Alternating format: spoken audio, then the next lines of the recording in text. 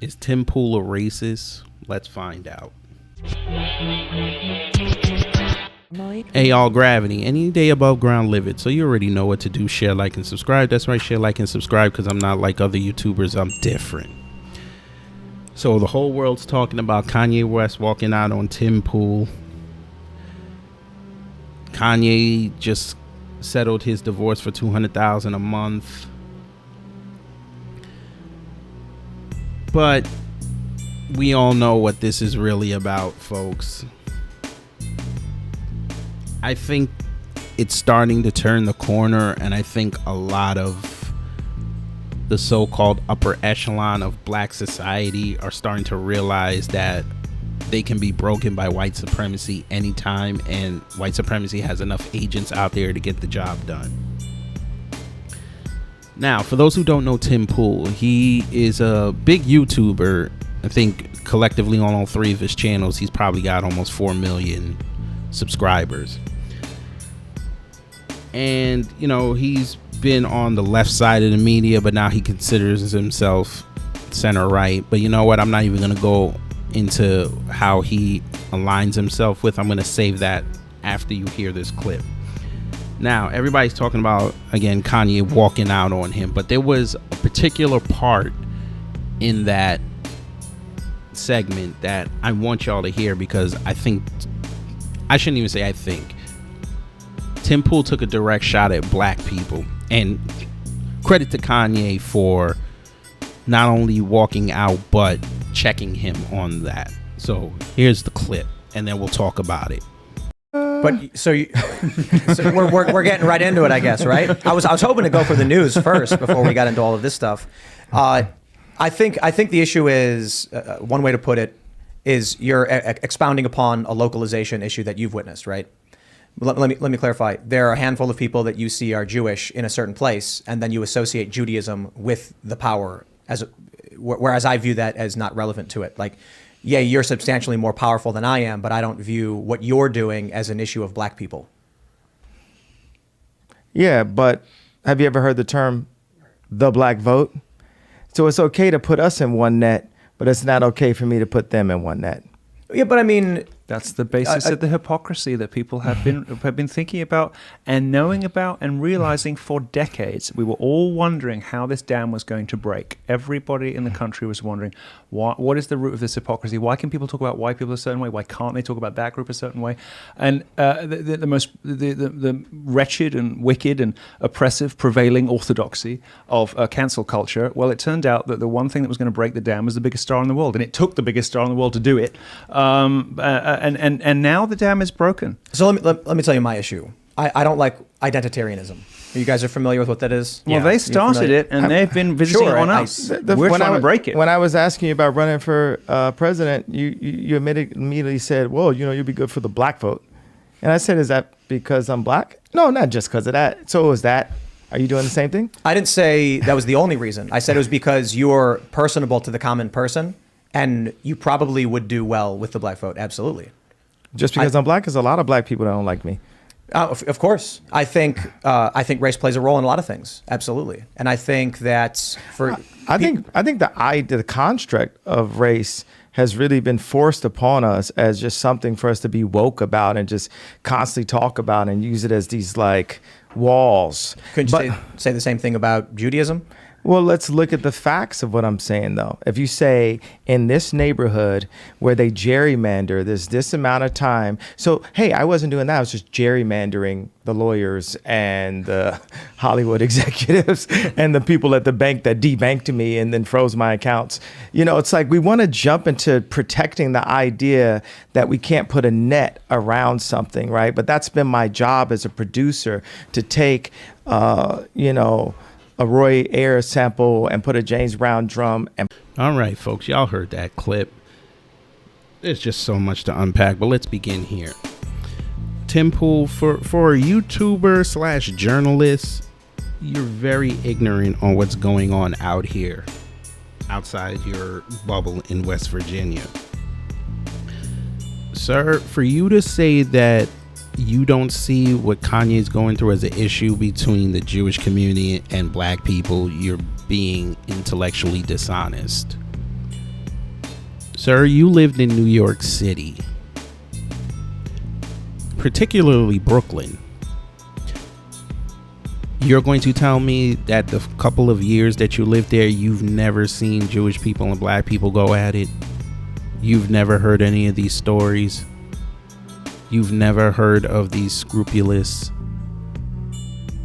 Jewish landlords doing unfair business practices, especially with properties in black neighborhoods? You didn't see this, right? You didn't hear of this. Okay. All that research you do for your show, you missed out on the 27 Jewish landlords that got hauled into court for almost being slumlords, allegedly. You missed that, right? Sir, for a journalist, how did you not understand what happened in the 1991 Crown Heights riots? You could have easily Googled that. So for you to say that it's not an issue for black people with the quote unquote Jewish people in power, that's kind of intellectually dishonest. And it's also, if you're being honest, you're being very, very dangerous. Because those that are not in the know are really going to think there's nothing going on between us. And we right now have a proxy war that's starting to come to the surface.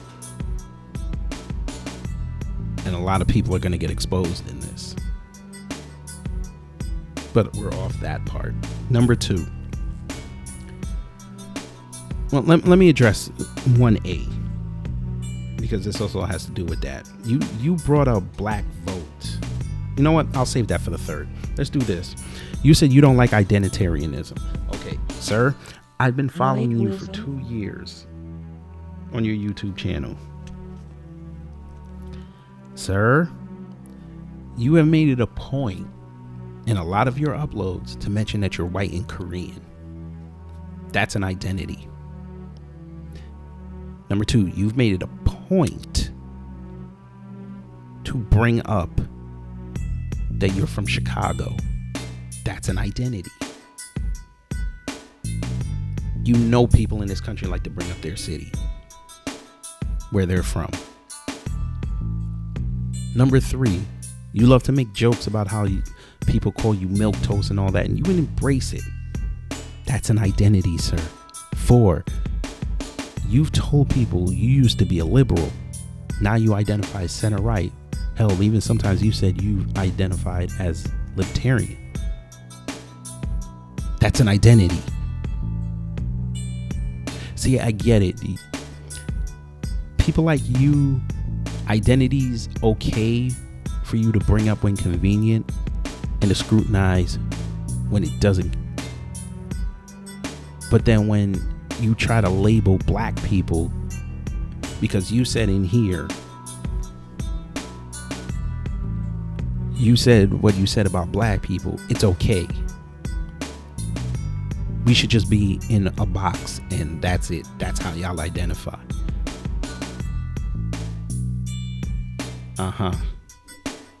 We're not gonna play this game, sir. We're YouTubers.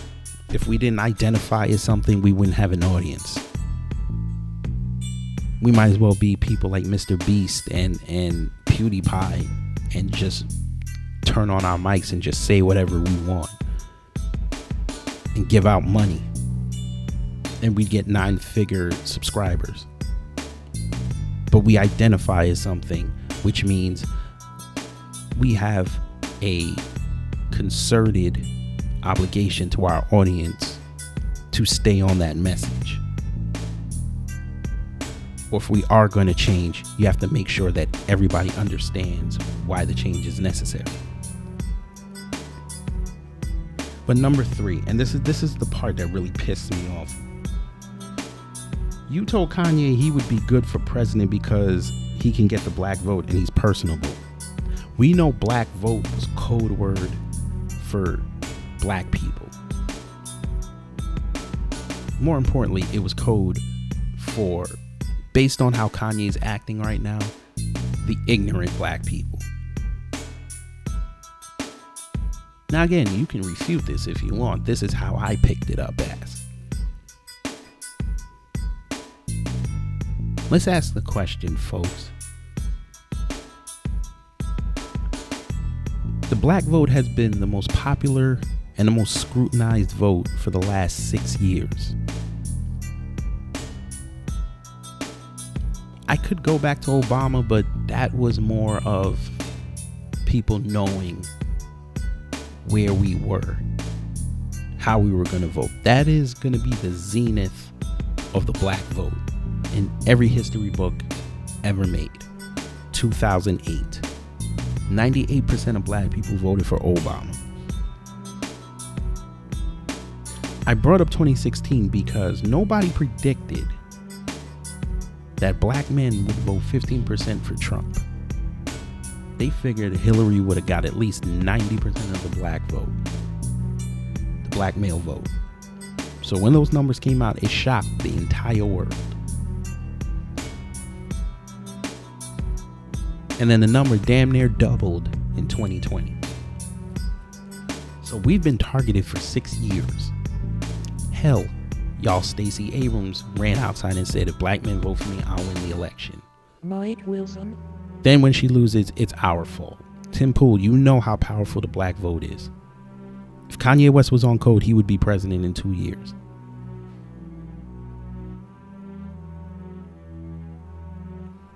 But that's why he's not going to become president in 2 years, because he's right now off code. And basically, my crowd knows what off code means. I'm not going to explain it to you. You figure it out. But you said he's personable. Do you know how many people on this planet don't like him? Let's take the black community out of it. A lot of people don't like Kanye West just off the sole fact that he's black and he runs in Hollywood circles.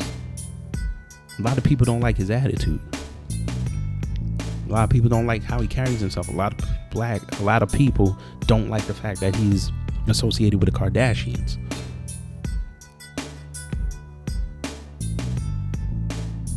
You can't get on your platform, and which I put on the screen, his likes and dislikes on that video, which I'll put in the description box. You can't come up there and say things like that.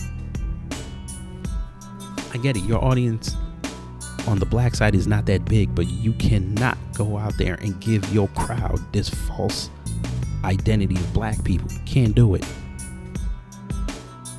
Because you and the white media love to do that to us.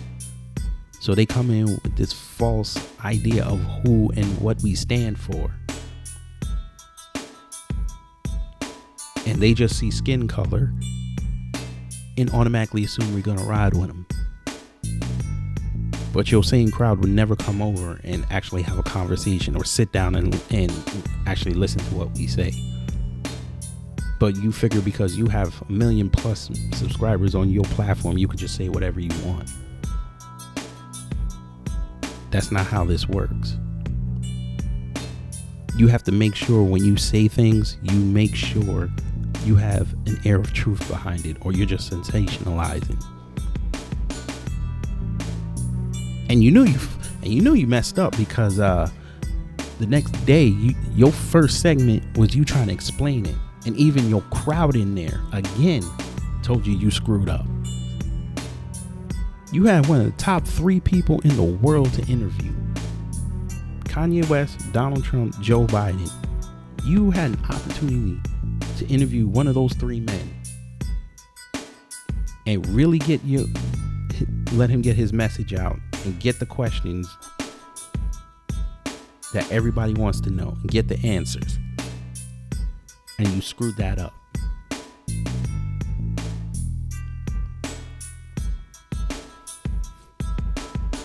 But yeah, I'm gonna let y'all sound off in the live chat in the comment section. Right now, I understand what Tariq said years ago about Tim Pool, that he's a suspected white supremacist. Because I really think he just brought Kanye in there just to not only protect the Jews, but to make him look as unhinged as the white media wants him to be portrayed as. Because in that interview, he broke the cardinal rule. As a journalist, you're not supposed to personalize it. He chose a side and personalized it. He could have had 2 hours of straight fire just asking Kanye questions and being personable, which he said Kanye West was. But, you know, again, I'll let y'all sound off in the comment section. Let me get up out of here. You already know what to do. Share, like, and subscribe. That's right, share, like, and subscribe, because I'm not like other YouTubers. I'm different. Take care, stay safe, and don't forget, my new merch store is open. Link is in the description box. 10% off for the entire month. And get your shirts, including the unicorn shirt. I'm out.